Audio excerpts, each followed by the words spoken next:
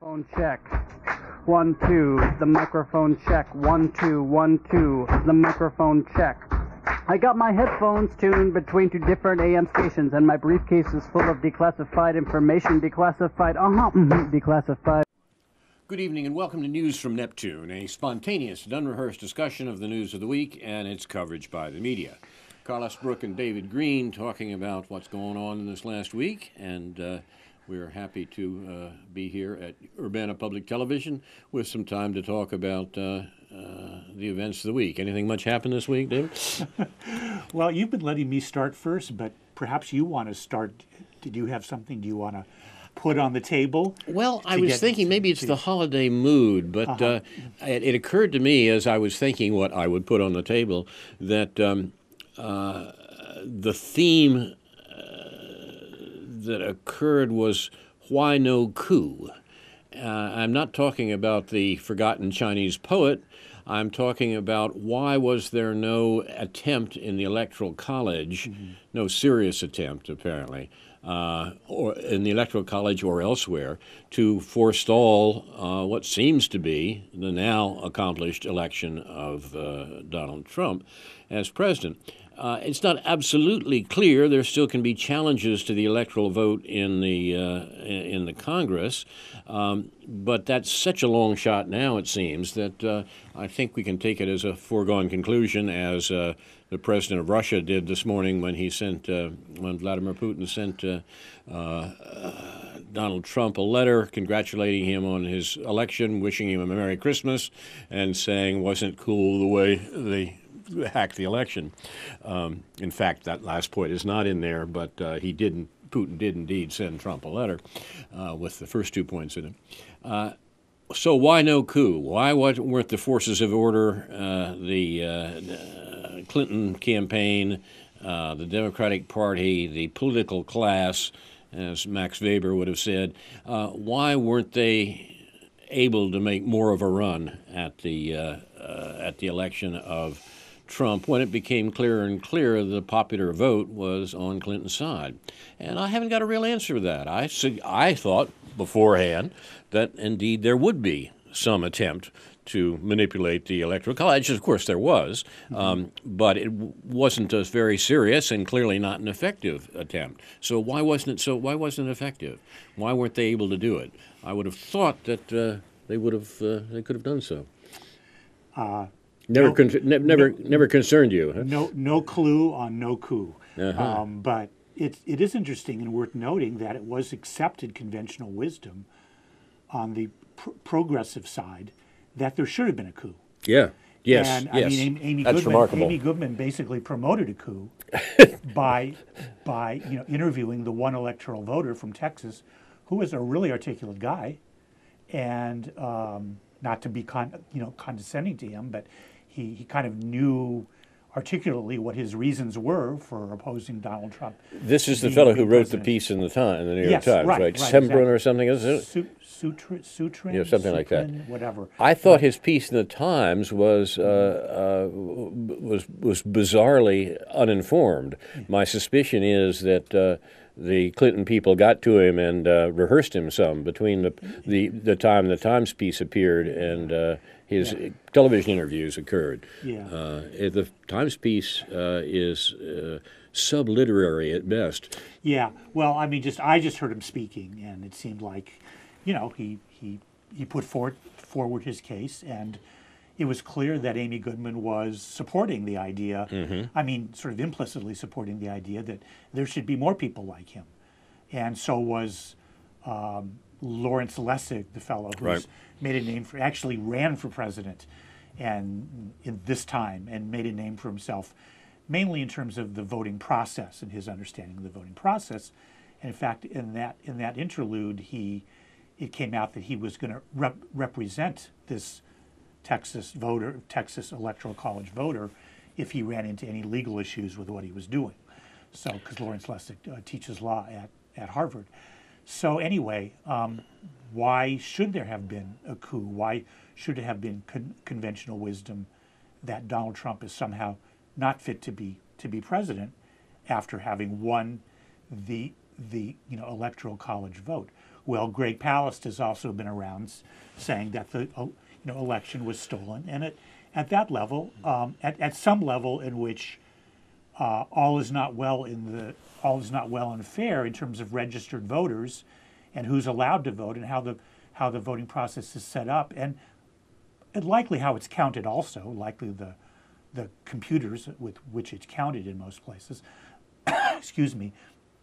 Likely there is reason to think that Clinton might have won a quote unquote fair election, but there's also reason to believe that Bernie Sanders might have won if the Democratic Party primaries had also been allowed fair. a fair election. So yes. there's an aspect of this which pops up repeatedly, is that the Democrats understand the game that they're playing, just like Gore understood it in 2000 in Florida, and they see the big picture.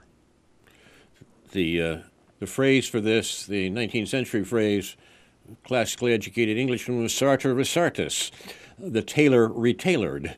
That is, the things that the Clinton Clinton campaign was doing to dispose of Bernie Sanders are turned back perhaps on the Clinton campaign itself, and justice done perhaps in a roundabout way. Yeah. I'm not sure. It may have, to put a good interpretation on the events, it may have the interesting effect of leading us to real voting reform. Many people pointed out that the Electoral College system and the American voting system in general, from the founders to the present, is primarily designed to keep the wrong people from voting. And is usually pretty effective in doing that. Maybe these events will lead us to rethink that problem, find some way to establish an automatic registration for every American citizen, and the ability of every American citizen to vote in elections in jurisdictions where he's qualified. And for the United States, for president, that means throughout the country and the rest of the world, simply on the basis of his citizenship. And all the problems and all the attempts to prevent the wrong sort of people from voting would be rectified in a general election reform. That's what I hope it would become of this. I think there are probably too many people on too many sides in the American political system who want to make sure that the wrong sort of people don't vote, that won't happen. Yeah. In my fantasy world, the federal government apportions a decent amount of money to every state and every locality, every county in this country, every county or major city or both, and provides would regulate how many poll workers, how many polling places, or how many polling booths per population that you have in order to provide the time for all to vote, as well as early voting and all that stuff. And then most importantly, I think, and this is something Andrew Levine brought up this morning in his column on Counterpunch, that the ballot should be paper ballots counted by hand. There should be few enough people at any polling place where it takes a few people a couple of hours or however long it would take to count the 500 or 1,000 ballots, however many the federal government would prescribe and no more that should be voting at a particular polling place. And you have a paper trail, which you need, which you don't have now, and you would have a more honest process, which doesn't solve, all these things are superficial things, but at least we need an honest voting process. That's certainly not all we need. That's the basic thing we need. Suppose we had an honest voting process, as you say, the sort you described for this just past presidential election. Who would have won? An honest, no, I don't think it would have been a whole lot different than what it was. I'm not sure. I tend to agree with that in the sense that all this talk about, well, Hillary had a larger popular vote and so forth. She had a larger popular vote under the circumstances that, under the rules in which the election was conducted. If you started over again and ran an election in fashion you just described, it's not clear to me that she still would. That she still would have a popular vote majority. Oh, that might, she might lose that also. Sure. Yeah, only because only because the Yeah. campaign would take on a different form. Instead of making sure one had the electoral votes of given states, and particularly the battlefield states, where time and effort was spent by the campaigns, the shift of focus to maintaining the large popular vote would mean that the campaigns would act differently. Yeah. And Yeah, well, that's, I mean, the argument in relation to the Electoral College, that's, Yeah. again, as I've said before, as many people have said, that's the game you play, that's the rules you played this game by. You can't go back and pretend that those weren't the rules. She should have played by those rules in the sense of campaigning more in the states where she ultimately lost, the northern states that she ultimately lost. But that isn't any excuse why she lost Ohio, Pennsylvania, Exactly. Florida.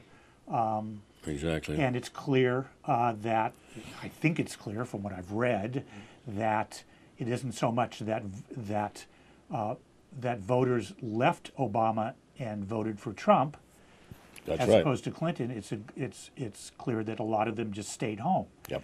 who would have voted for Clinton, or who did vote for Obama in 2008 and 2012, but didn't vote for Clinton this time, although they didn't vote for Trump either. But that was enough takeaway from Hillary Clinton to give Trump a bare edge, especially in those three states.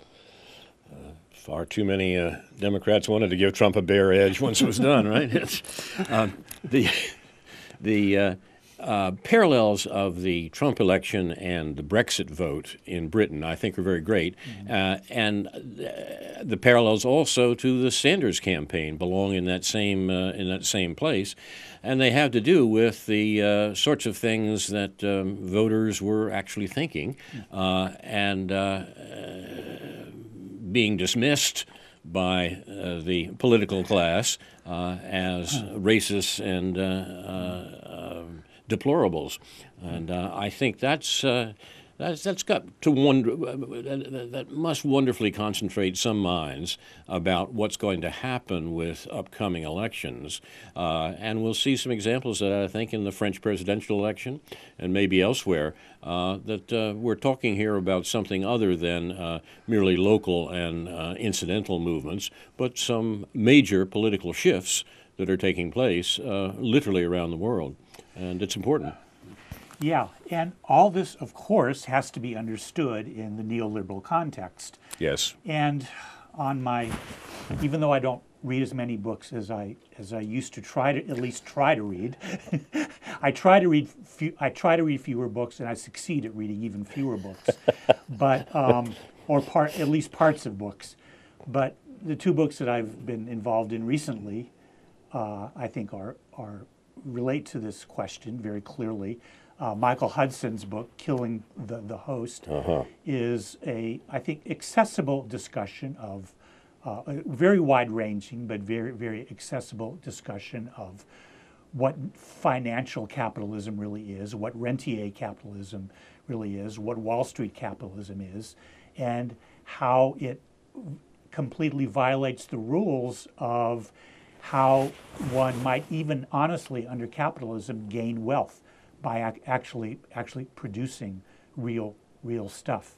And I think this problem of financial capitalism is really the fundamental issue that we're faced with, and it's brought up by when one sees Trump appointing. There's a fellow named Mercer who employed a couple of people who were central to the Trump campaign. Mercer actually originally supported Ted Cruz, but a couple of his people now are on board with Trump, as is Mercer.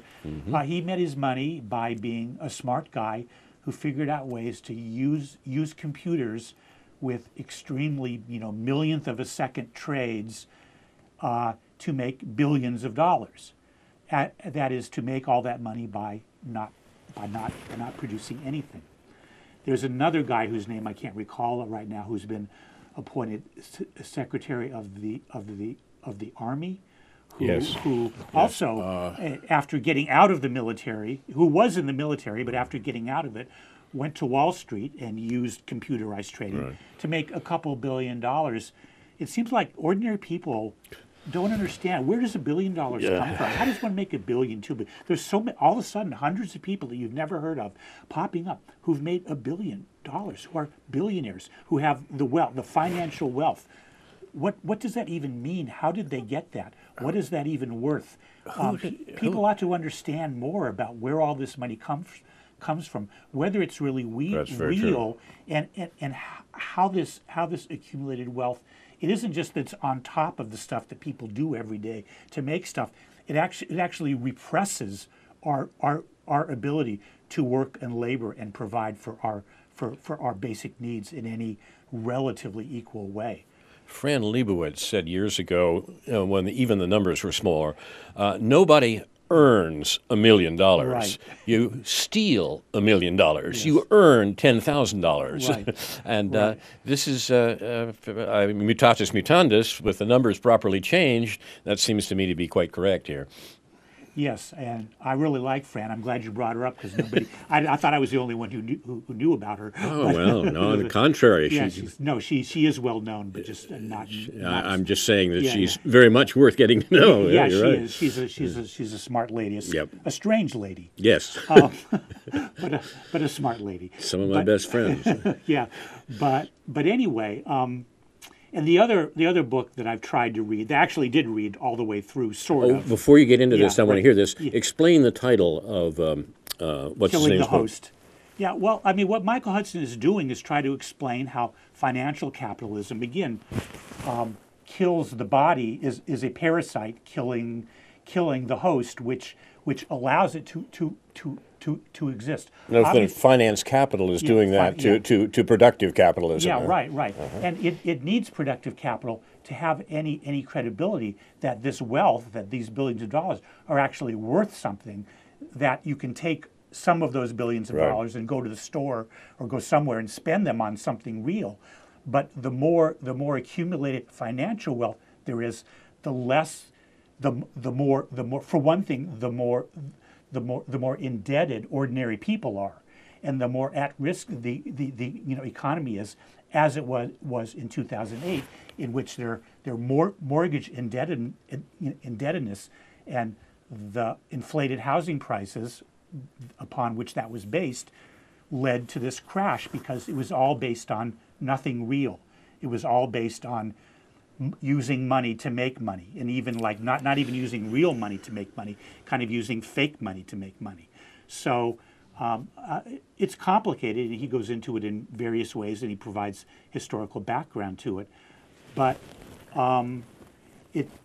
it's clear that this isn't a brief for Donald Trump doing anything to challenge the tenets of neoliberalism. This is obviously a much deeper analysis, or critique of how neoliberal capitalism works. But it's something that ordinary people can understand, so that they won't be so intimidated by all these rich people who they think are smarter than they are. They must be. Well, they are smarter in a lot of ways. Smartest guys in the room. But they're also more ruthless, and they're also less caring about whether they're actually doing anything to help other people. They just assume that they are, and they're putting a lot of people at horrible risk. I want to get to the second book that you mentioned, but sure. Perhaps insert first the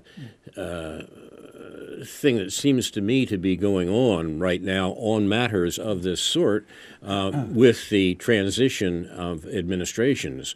The encomia I keep reading about the wonderful Obama years, now that the Trump years loom, often lead with the notion, well, Obama solved the financial crisis that he came into office with. That's a bit much.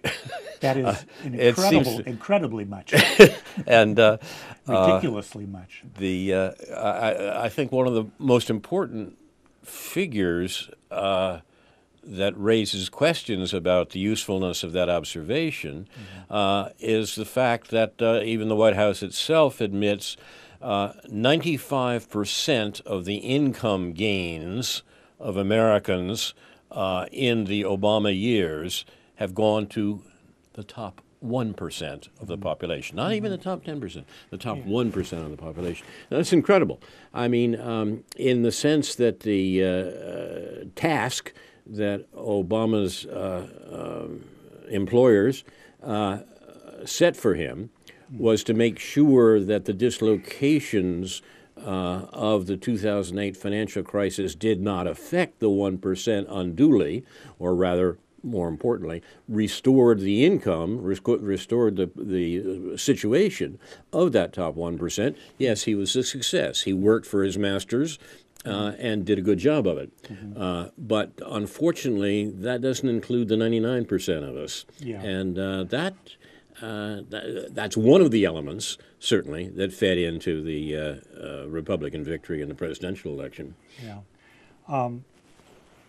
Paul Street on Counterpunch this morning makes a list of what he thinks are myths, some of which you may not agree with, but and some of which I may not agree with. Paul has been on a tear recently. I mean, I want to hear that, but I just want to put in, since I'm, I want to put in a note about Paul Street.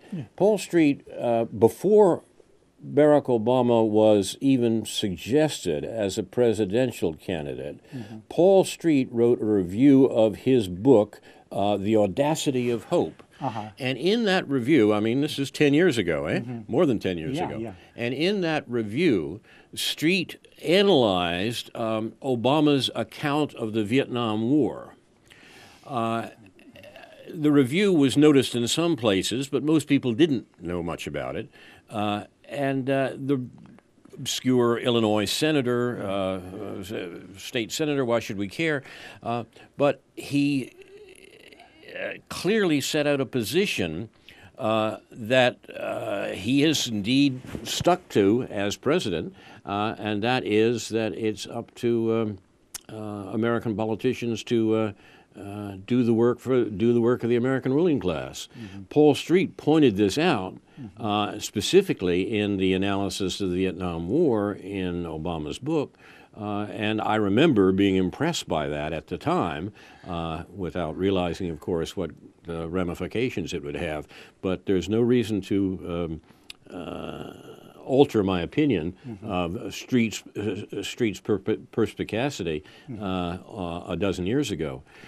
Tell me about the new piece. I think one of the 15 or so points he makes in this myth busting, or what I forget what he uses, but he says that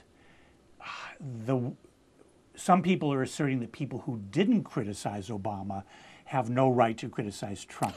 And he attacks that. Okay, so we're getting a little convoluted here, because he's the one. I mean, he has every right to say that for himself. He's been criticizing Obama the whole time, right. And I'm sure he must be dealing with people who are now coming out of the woodwork, so to speak, criticizing Trump who didn't. But he's trying to, in a sense, to reassure that those people have a right to criticize Trump. After all, he is going to be president now. Right. And I can't recreate the whole paragraph that he wrote in regard to this.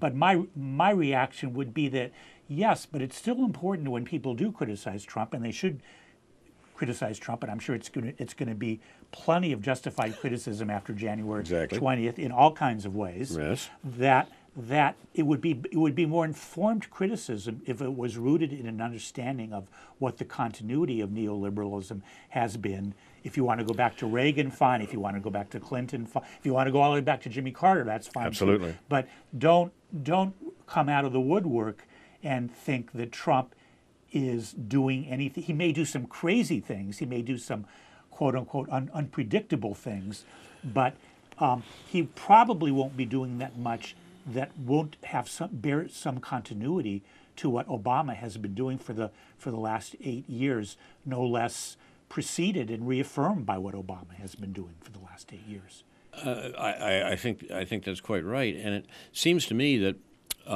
what we're seeing right now is quite a remarkable attempt of the neoliberal, neoconservative elements in the American government, particularly in the so-called permanent government, the deep state, what have you. We're seeing those elements do their best to swarm aboard the good ship Trump and seize the controls.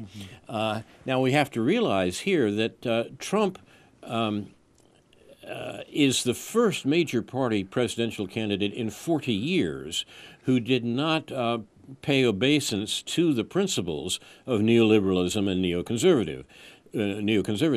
Neoliberalism meaning essentially more inequality because of the rights of capital and whatnot, and neoconservatism meaning essentially more war because of the need for the assertion of American military control around the world. That's been a given back to the 70s. In American politics, until Trump comes along and starts saying embarrassing things about both neoliberalism and neoconservatism. About neoliberalism, he complains about the trade pacts like NAFTA and the TPP for destroying American jobs. People looked up and listened when he said that.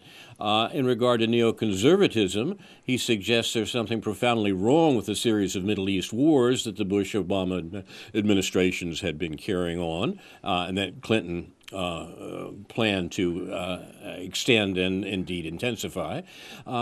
And people did hear that, even though a lot of elite commentators said, oh, well, of course, Trump doesn't mean anything different from what everyone else has said in presidential elections all along. In fact, he did mean something different, or he did at least say something different, and people heard him say something different, and people quote, serious people, close quote, heard it too, such as the leading neocon Robert Kagan, who listened to what Trump had to say in criticism of neoconservatism, and Kagan, immediately fled the Clinton campaign, where he had been lodged, immediately fled the Republican Party, where he'd been lodged for a long time, and took his neoconservative principles with him to sidle up to a warmonger he could count on, that is Hillary Clinton,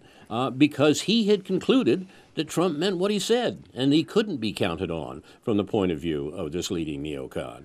All right, now if that's the case, the dismissal of what Trump said, which may turn out to be quite correct when he gets into office, still left the apparatchiki amongst the neoliberals and the neoconservatives busily wondering how they could influence the incoming Trump administration, and they're working very hard on it.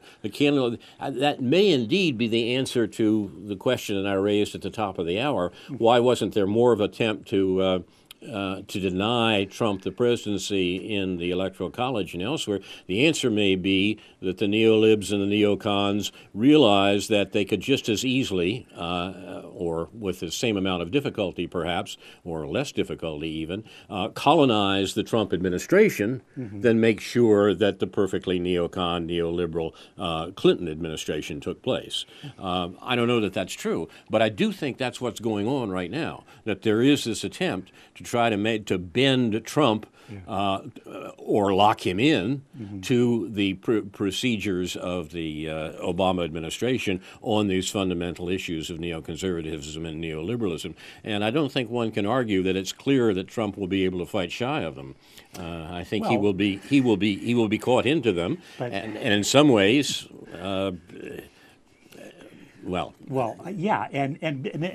that's because you're right in saying that he didn't necessarily subscribe kind of literally, and as I wrote on an email this morning, ideologically to neoliberal and neoconservative principles, but he's not really necessarily replacing those with any clear principles that might genuinely alter the realities That's a good point. on the ground that have been created by 40 years of neoliberal and neoconservative policy. I think that's true. And there's another point here as well. If you look particularly at Trump's choice for Secretary of State, there's an indication here that one of the reasons Trump won, or to put it more accurately perhaps, one of the reasons Clinton lost, was that the natural alliance, so it seems, between neoliberals and neoconservatives came apart.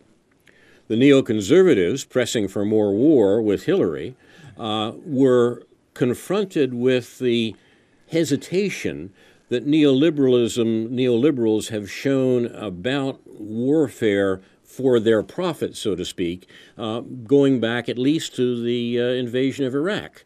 Yeah. There is a very real sense, which as the American Secretary of State of the time recognized, that the war in Iraq was a war for oil. We have to understand how that's true, but it was true. Nevertheless, the major oil companies were not necessarily on board with the invasion of Iraq because they had a pretty good deal going, and it wasn't all clear that even a victorious invasion of Iraq would definitely improve their situation. Mm-hmm. So you had a split already then between the neoliberals and the neoconservatives in 21st century war. I think that split is one of the reasons that Clinton lost. The neoliberals felt that they could work with Trump as his Secretary of State shows, and the neoconservatives didn't. Mm-hmm. The neoconservatives abandoned Trump, abandoned the Republicans, but the neoliberals didn't. Mm-hmm. And that split made it possible for a Republican president to be elected this year. Yeah. For some reason, I'm provoked to make a rather irreverent comment about Robert Kagan and his wife, Victoria Nuland, because... I did say Kagan, didn't I? I keep getting his name wrong. Yeah, no, you did say that. I've been calling him Robert Nuland, as you pointed out. No, did you? I don't know. But anyway, his wife is Victoria Nuland. Exactly. Who was never not in line with, as far as I know, has been working with the Obama, Clintons at least for the years that Hillary Clinton was Secretary of State. So how could Robert Kagan keep peace in his own household if he hadn't come over to the Clinton campaign? Because clearly Victoria Nuland was one of those up for a major post if Hillary Clinton had been elected president. I mean, I don't know of very many husbands who could withstand that kind of pressure, however it might be applied, including the withholding of you know what. Sympathy for Robert Kagan was an unlikely phenomenon here at News from Neptune, but but he is a bellwether.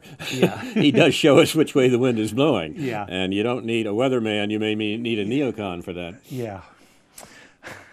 You're watching News from Neptune, and it is our last show before the holiday, and we're getting silly, aren't we? Well,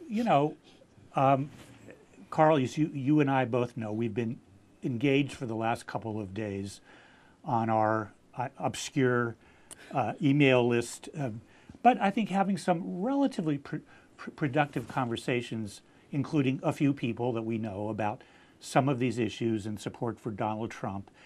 And I think that's important. And I know you were getting some flack yesterday for invoking Alexander Coburn's criticism of the Southern Poverty Law Center, his long-term criticism of the Southern Poverty Law Center. And I felt compelled, for whatever reason, to chime in there, because I think that's an important point. And this business of identity politics, I know that the people that we're interlocuting with are tired of us talking, or especially you, talking about identity politics and invoking it at every turn. But it's what for breakfast, unfortunately. Yeah, but there's a real substructure to the way identity politics works. It's not just, I mean, we're talking about people who invoke who I think wrongly invoke attitudes when they should be talking about social and material relations in a more fundamentally class-based sense. But identity politics itself is rooted in these same material relations, in the sense that invoking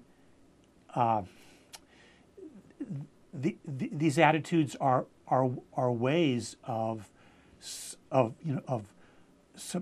submerging class debate, Exactly. debate about class, and the Southern, I've come up against this many times in recent memory. Whenever I don't make a point of hammering on the Southern Poverty Law Center. I mean, they do.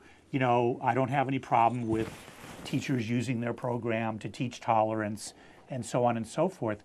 But it's clear that this exists in a political context which is not informed and which isn't helpful in finding our way out of this dichotomy, this alleged dichotomy between the Republican and Democratic Party, which the SPLC is basically aligned with generally democratic views on the problem with our societies, that we have to learn to be nice to each other. And we should be nice to each other, of course. But unfortunately, and we're a lot nicer to each other than we used to be. But unfortunately, the people who, the 1% of the people who now own half of the wealth or so, or the however you want to lay it out, they're perfectly nice people by and large, except for Donald Trump, of course, and PLU, right, David? Right, people like us, and it's not helping. It's not helping to talk about the Southern Poverty Law Center. It's invoked in these situations more to kind of shut down debate than to actually provoke the kind of debate. And I think Alexander Coburn was right in his criticism. I don't know about the finances of that now, but he laid out how much money they really got. I mean, it's a very popular, people who want to throw a few dollars at something they think is helpful have been giving to this fellow Morris Dees. And his lieutenants still pop up on Amy Goodman, a guy named, I think, Richard Cohen, pops up on Amy Goodman whenever there's a hate crime or whatever, to talk about the Ku Klux Klan and this and that. And I've found that tiresome for many years now. And I was and part, as I said in this email yesterday, I found it tiresome because, as someone who's dealt with the whole Israel-Palestine Zionist issue and the ADL, the so-called Anti-Defamation League, I could see a parallel there between people who were supposedly struggling for civil rights, while at the same time shifting these accusations of anti-Semitism from right to left. The current issue of the nation, it's probably now the last issue of the nation, but one, has a very important, concise piece by Walter Ben Michaels on the nature and notion of identity politics. I'll put it on the website for News from Neptune because the statement is too good to ignore. I think part of the problem of our discussion of identity politics is not just the matter itself is complex, but that the discussion is often unclear. Identity politics refers to the observation of suffering amongst a group that can be defined by some characteristic, and then an attempt to improve the conditions of some members of that group. Now, there's nothing wrong with any of that. In fact, all of that is very good, as you suggest. Mm-hmm. But the problem comes when you substitute those attempts to improve the condition of some members of a defined group for an attack on the situation that makes for those bad conditions in the first place. And that situation, as you have eloquently said here frequently, David, is capitalism. It is the nature of the society that we're dealing with. I thought that all up myself, you know. I'm the first one to say that. Well, you've been reading the right people who've been saying that. Yeah. And it seems to me that part of the insight that Ben Michaels brings to this matter in the book that defined it for a lot of people 10 years ago was the fact that the attempt to do something about discriminated groups, do something for members of discriminated groups, was itself a very good thing that was indeed in many cases cynically being taken over by American liberals who had given up opposition to the class structure of society and said, okay, then we'll go help some other people who are deserving. And that's, once again, a very good thing, except for the motive that drives them to it. That is, the motive is protecting the exploitative society that we live in and removing the exploitation from the area of criticism that it's had in liberal American politics since the New Deal. New Deal politics, and the last gasp of New Deal politics was probably the Bernie Sanders campaign. New Deal politics begins with a criticism of the crimes committed by capitalism. Now, there are some of us who think they don't go quite far enough after that. They simply say, well, those crimes should be minimized, or we should try to help some of the people hurt by those crimes, and maybe look around for ways to prevent those crimes from occurring. But identity politics takes that a step further when it simply says, no, well, we should take some of those people who have been injured by this, define them some other way, not just as injuries of capitalism, but people who are injured because they're female or black or of a different religious persuasion or what have you. And we should make sure that they have opportunities to act as capitalist agents in some minor way themselves. That's not a solution. That's an analysis of the problem.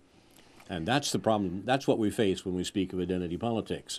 There are good books on the subject. There are people who are making these observations, but they've not found their way, I think, into the general political consciousness as much as it's found its way into the political consciousness of our would-be rulers.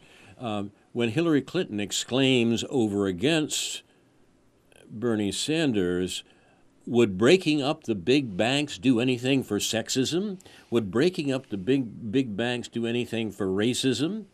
She was using identity politics precisely to attack the critique of class politics that was put forward in however a tentative fashion in the Sanders campaign. That's the real problem with identity politics.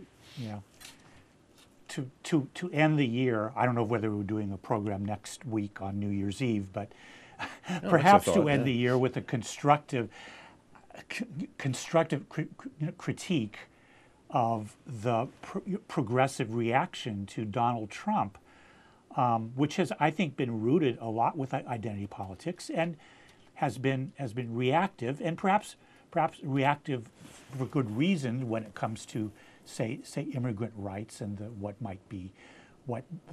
the campaign that Trump might be conducting against immigrants, although it's not clear how that's worse than anything Obama has been doing for 8 years. But it seems like there should be that if we're going to have a people's agenda in, say, Champaign County, and people who call themselves progressives and Democrats and socialists and whatever are going to join together in some way or other to actually accomplish something, I would like there to be more thought given to actually positive, proactive things that could be done that might begin to break the grip on some of these structures that need to be socialized instead of continually privatized. Like, I would like to see a goal set that everybody in Champaign County should be adequately housed. Okay, and I think that without having to have any pie in the sky attitude about the state budget or money we're going to get from the federal government or anything else, the people in Champaign County should be able to use their resources to we should be able to use to use our collective resources to adequately and affordably house all the people in Champaign County. There's no reason why that shouldn't happen, and there's no reason why the kind of people who want to be part of this people's agenda shouldn't begin to subscribe to a program like that and to begin to take some practical steps to find out what the practical steps would be to make that happen. And they might actually find out that there's people beyond their relatively small circle that would also like to see this happen, that would really bring a lot of people with different labels together for some sort of common effort. And one of the places those efforts should be exerted is clearly in the state government, the Illinois state government, Republicans and Democrats alike in the Illinois state government. Right. The notion that the budget crisis is all due to one reactionary governor is nonsense. And the program you suggest, I think, is an excellent idea. And the most embarrassing part about it is the fact that the people who are supposedly responsible for doing such things, the people we send to the state legislature, have done nothing about it. And their excuses of inter-party struggles and whatnot are inadequate. And they should be held to account on this. I think your program is an excellent one, and I think that it may take another political party, or it may take certainly a good deal more political action in order to get our state government to move in the right direction here. And as you suggest, that is necessary but not sufficient condition to deal with what you're talking about. Yeah, I mean, it's just one idea of many along the lines of what can we do to turn the tide away from neoliberal privatization and profit making to providing the things socially that can be provided socially. And one of those things, of course, would also be health care. But that's a less realistic. I mean, I don't really know. I'm just, my sense of it, that it's a less realistic goal at the local level, say at the county level, to provide health care in a social way than it would be to provide housing in a social way. But at least to provide housing in a social way and to make clear what the principles are, that's going to be provided in a public way in which we will come to understand that we can actually provide basic things in ways that are outside the realm of someone having to make a profit in order to do that. It seems like that would be a more realistic and feasible and modest goal, as opposed to getting what we should have, which of course is public health care also. I'd like to use the last couple of minutes we have here on News from Neptune to talk about neoconservatism. We've spent some time on neoliberalism, but neoconservatism as the press for war and American imperialism particularly affects the Middle East. The story of Aleppo seems to me to be one of the most misrepresented stories in American newscasting this year, and that's saying something, of course, given the range of misrepresented stories that we have to choose from. The Aleppo story is being used cynically by various political groups right now, but the real story, the why it turns out to be the case that people are suffering as they are throughout Syria, that story is a story about the Obama administration and about the changes that should come with a new administration. The excellent website Moon of Alabama had a good piece this week, which I'll also put on the News from Neptune Facebook page, pointing out how the attempts of the Obama administration to produce a vicious war in Syria as part of its overall policy of controlling Middle Eastern energy flows has resulted in massive death and suffering that are based on America's generations-long sponsorship of jihadism. Very few Americans are aware that the tragedy of Aleppo comes from the fact that the United States was allied with al-Qaeda, and al-Qaeda was holding hostage one section of the city of Aleppo. That's the starting point. And as I say, not one American in 10 is even aware of the alliance between the Obama administration and the people who were responsible for the 9/11 attacks, the organization that was responsible for the 9/11 attacks. But it's those people, those jihadists, and remember, jihadism was an American creation from the 1970s.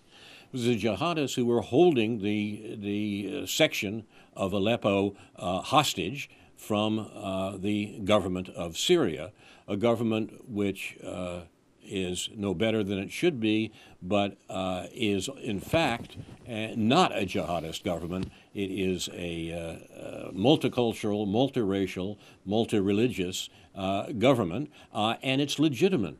No one has suggested that the government of Syria lacks legitimacy in comparison with the other states in the region, or even indeed a state far closer to home. The legitimate government of Syria is excoriated in the news this week on the basis of the Obama administration's longstanding attempt to overthrow it.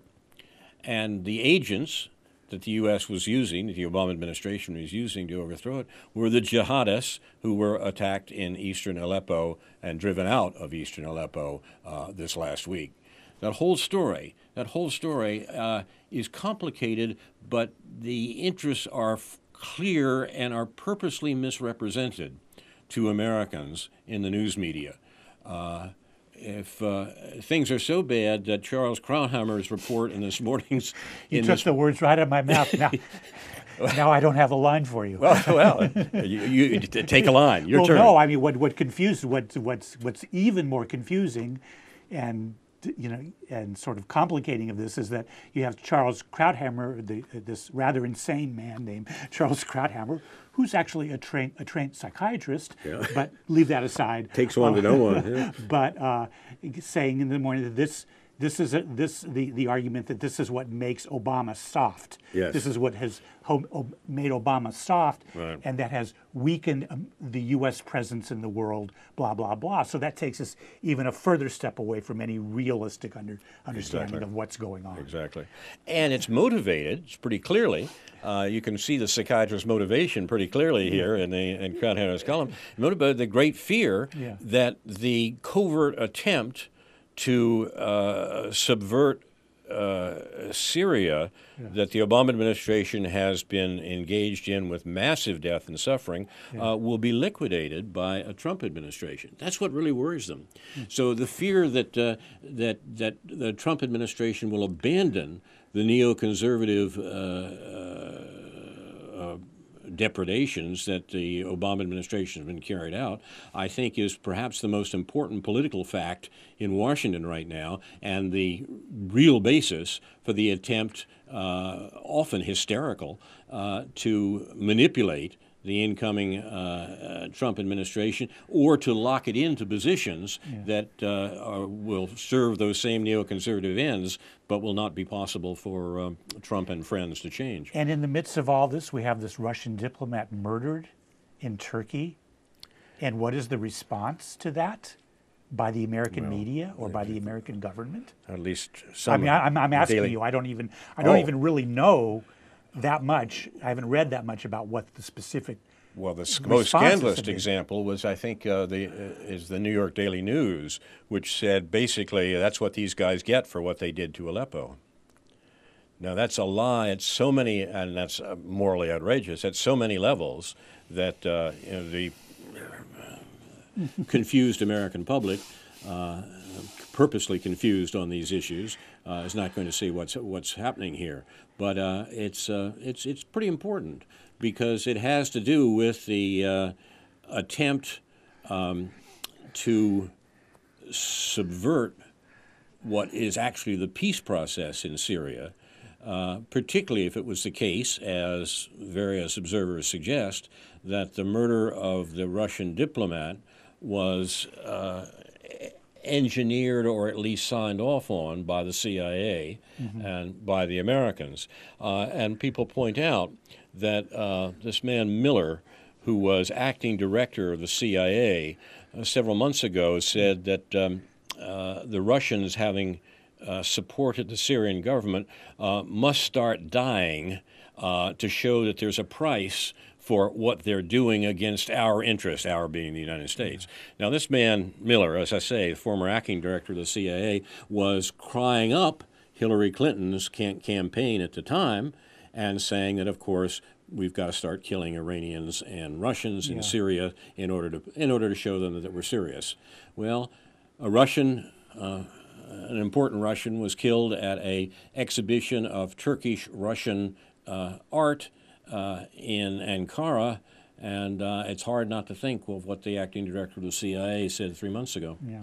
Just as an aside, I meant to mention, for whatever reason, there's a fellow named Jordy Cummings who's been writing on the Jacobin website, and he wrote a very interesting article in the last few days. You may have to scroll down the page or even onto the next page on their blog, on the Jacobin blog, to get it.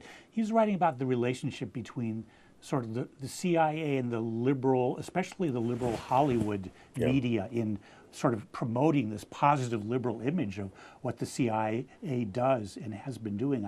I found in relation to movies like Zero Dark 30, none of which I ever see, of course, but it's kind of a fascinating article, which I really had no idea. As much as I'm cynical about Hollywood and the motives of most people, other than your daughter, of course, in Hollywood for what they do, it was a sort of fascinating article.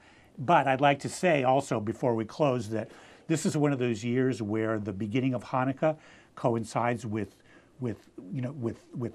Christmas Eve, and the end of Hanukkah coincides with New Year's Day. So maybe if we could just get the Muslims involved in this, it would be a good omen for 2017.